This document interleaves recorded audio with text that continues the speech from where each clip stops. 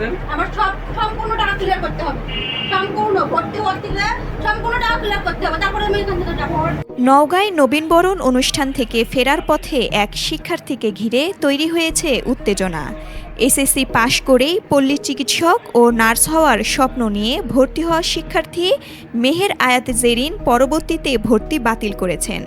ঘটনাটি নিয়ে শিক্ষার্থী ও প্রতিষ্ঠান কর্তৃপক্ষের মধ্যে তৈরি হয়েছে বিতর্ক। শুক্রবার নওগাঁয় এক প্রশিক্ষণ প্রতিষ্ঠানের নবীনবরণ অনুষ্ঠান।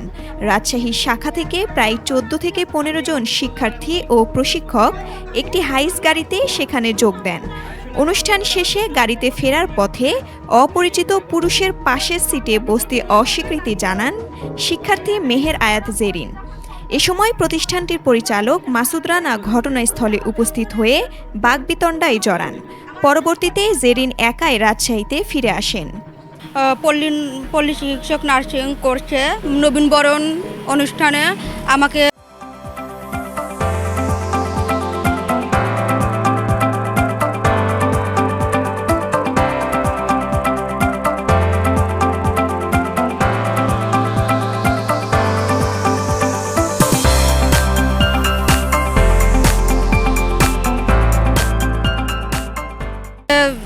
ইনভাইট করেছিল, তাই আমি গিয়েছিলাম। যাওয়ার পথে মানে এরকম একটা প্রাইভেট নিয়ে মানে গেছিলাম নওগাঁতে। আসার পথে মানে এরকম ঘটনা ঘটেছে। মানে গাড়িতে দুটা ছেলের সাথে পিছনে বসে দিচ্ছে আমাকে। পরে আমি বলছি না, আমি ওখানে বসবো না, আমি সামনে বসবো, মানে ড্রাইভারের পাশে আমি বসছি। ওখানে সবাই রেগে গেছে যে আমাকে উঠাই দিয়েছে ওখান থেকে। তারপর আমি জেদ করে নিচে নেমে গিয়েছি, গিয়ে রিক্সা নিয়ে মানে নওগাঁ বাস স্ট্যান্ডে আসার চেষ্টা করেছি। ওখান থেকে একটা বাস নিয়ে চলে এসেছি। মানে তারপরে যখন রিক্সাতে আমি উঠেছি, রিক্সা ভাড়া করেছি, তখন আমাকে মানে মাসুদ স্যার মানে আমাকে অনেক বকাবকি করেছে, নোংরা মানে অনেক খারাপ আচরণ করেছে, মানে যা বলার বাইরে এরকমভাবে অনেক খারাপ ভাষায় বলেছে। পরে আমার গায়ে হাত তুলতে চেয়েছে। তারপরে মানে একটা আলমগীর নামে একটা ছেলে, ও আমাকে উদ্ধার করেছে। আমি একটাই ভুল করেছি, আমি জেদ করে গাড়ি থেকে নেমে গিয়েছি। শনিবার সকালে ভর্তি বাতিল করতে গেলে আবারও বাকবিতণ্ডায় জড়িয়ে পড়েন তিনি।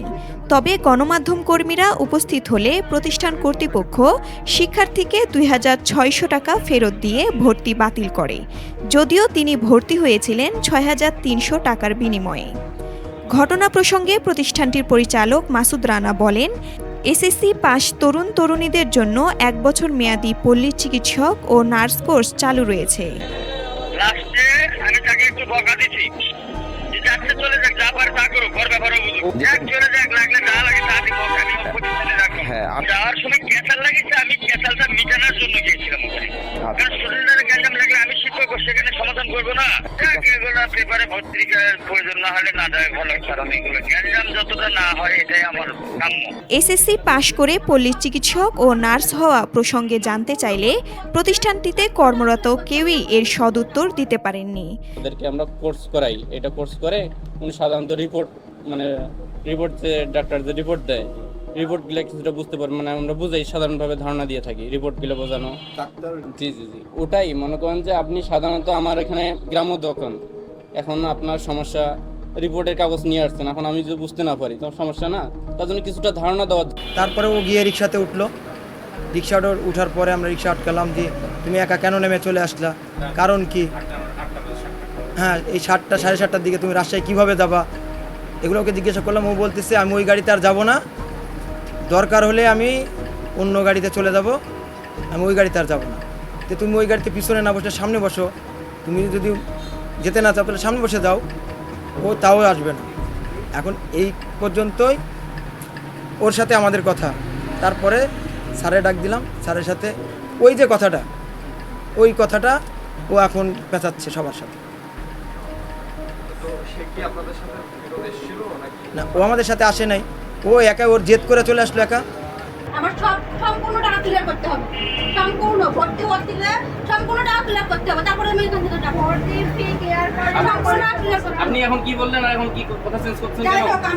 আমি হয়তো বুঝি না, আমি সম্পূর্ণ টাকা শুনে সম্পূর্ণ টাকা ভর্তি ফর্মে একটু করে আপনি এখানে কথা বললেন। ভর্তি ফর্মটা আপনি ভর্তি ফর্মটা নিতে বাকি সবাই শুনবে। পরে নিচে কি লেখা আছে? ওরা ভর্তি যখন ফর্মটা পূরণ করেছে অবশ্যই আমি হয়তো বুঝি না। কেন বোঝেন? আমার আরেক জায়গায় ভর্তি হতে হবে